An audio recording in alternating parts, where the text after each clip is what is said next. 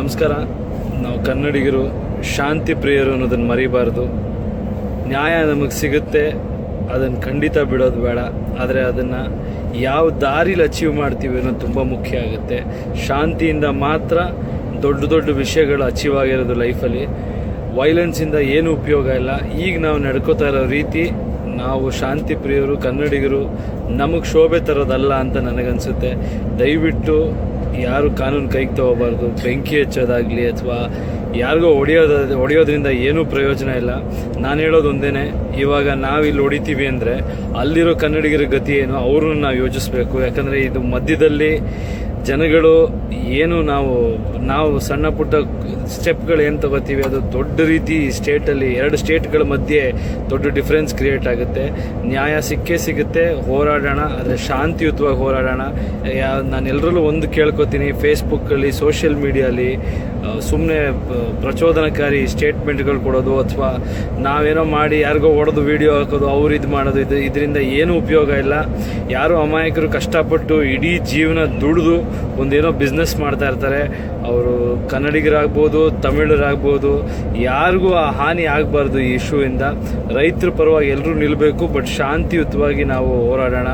100% ಹೊಟ್ಟೆಗೆ ಅನ್ನ ತಿನ್ನೋ ಪ್ರತಿಯೊಬ್ಬರೂ ರೈತರ ವಿಷಯ ಬಂದಾಗ ಅದಕ್ಕೆ ಅವ್ರ ಬೆಂಬಲ ಇದ್ದೇ ಇರುತ್ತೆ, ಸಪೋರ್ಟ್ ಮಾಡೇ ಮಾಡ್ತಾರೆ. ಆದರೆ ಅಶಾಂತಿಯಿಂದ ವರ್ತಿಸೋದ್ರಿಂದ ಏನೂ ಪ್ರಯೋಜನ ಇಲ್ಲ, ಅದು ರೈತರಿಗೂ ಪ್ರಯೋಜನ ಆಗಲ್ಲ. ದಯವಿಟ್ಟು ಈ ಒಂದು ವಿಷಯ ತುಂಬ ಶಾಂತಿಯುತವಾಗಿ ಹ್ಯಾಂಡಲ್ ಮಾಡಬೇಕು ಅಂತ ಕೇಳ್ಕೊತೀನಿ. ನಮಸ್ಕಾರ. ನಾವು ಕನ್ನಡಿಗರು ಶಾಂತಿ ಪ್ರಿಯರು ಅನ್ನೋದನ್ನು ಮರಿಬಾರ್ದು. ನ್ಯಾಯ ನಮಗೆ ಸಿಗುತ್ತೆ, ಅದನ್ನು ಖಂಡಿತ ಬಿಡೋದು ಬೇಡ. ಆದರೆ ಅದನ್ನು ಯಾವ ದಾರಿಲಿ ಅಚೀವ್ ಮಾಡ್ತೀವಿ ಅನ್ನೋದು ತುಂಬ ಮುಖ್ಯ ಆಗುತ್ತೆ. ಶಾಂತಿಯಿಂದ ಮಾತ್ರ ದೊಡ್ಡ ದೊಡ್ಡ ವಿಷಯಗಳು ಅಚೀವ್ ಆಗಿರೋದು ಲೈಫಲ್ಲಿ. ವೈಲೆನ್ಸಿಂದ ಏನೂ ಉಪಯೋಗ ಇಲ್ಲ.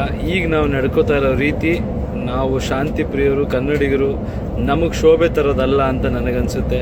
ದಯವಿಟ್ಟು ಯಾರು ಕಾನೂನು ಕೈಗೆ ತಗೋಬಾರ್ದು. ಬೆಂಕಿ ಹಚ್ಚೋದಾಗಲಿ ಅಥವಾ ಯಾರಿಗೋ ಹೊಡೆಯೋದ್ರಿಂದ ಏನೂ ಪ್ರಯೋಜನ ಇಲ್ಲ.